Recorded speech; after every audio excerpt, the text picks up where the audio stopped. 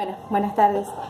Espero que la explicación que les dejé en la clase de hoy de Teoría de Análisis Literario les haya servido como para que hayan podido encontrar un hilo conductor entre la primera clase hasta la de hoy, ¿no? Esta cuestión de las ideas de Platón, que tiene que ver con la literatura, que tiene que ver con la construcción de la realidad.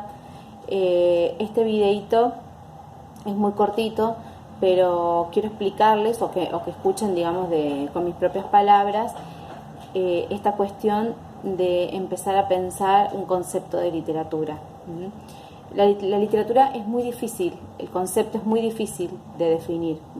De hecho, hay teorías literarias de hace muchísimo tiempo, desde el siglo pasado, que se trata de buscar una definición exacta, que todavía, por supuesto, no se encontró porque, bueno, los paradigmas de pensamiento han cambiado y el concepto de literatura se corresponde a esos paradigmas. Lo que les puedo adelantar o lo que les puedo decir así rápidamente es que hubo diferentes teorías. Algunas teorías se basaron en los autores, es decir, que había obra literaria cuando había un autor que lo escribiera.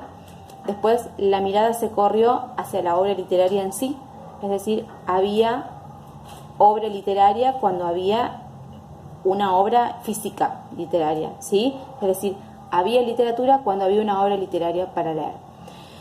Después la teoría, digamos, o el paradigma se corrió, la mirada también, y se empezó a pensar que en realidad existe literatura cuando hay alguien que la lea.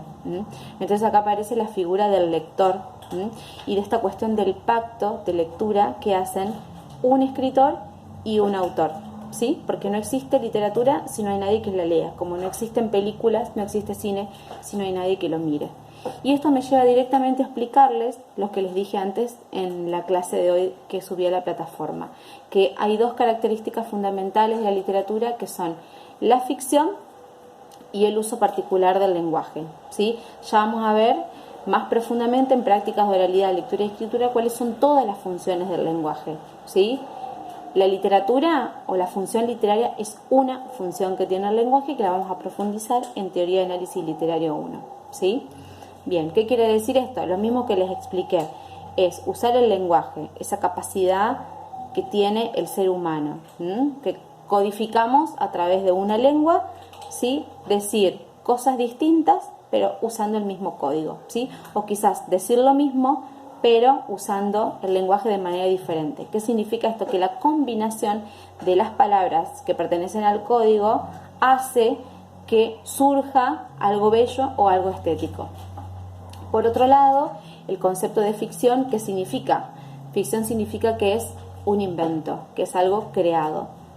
Esa creación, esa ficción puede ser verosímil o inverosímil. Verosímil es que es creíble, inverosímil es que no es creíble, ¿sí?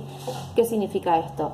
Que yo me puedo encontrar con una obra literaria, por ejemplo, una novela histórica, ¿sí? Que habla de la vida de algún personaje, alguna persona que existió realmente, y por más que yo trate como escritor de ser lo más fiel posible a la vida de la persona que estoy relatando, no deja de ser una ficción porque pasa por la mirada y por mi subjetividad. Lo mismo pasa con el cine, repito, cuando vemos películas que están basadas en hechos reales, ¿sí? No significa que lo que vemos no haya sucedido, sucedió, pero está contado a través de los ojos de alguien que quiere dar una visión de eso. Bien, por el momento esto es todo. Cualquier cosita ya saben que me pueden contactar por WhatsApp. Un abrazo y nos vemos.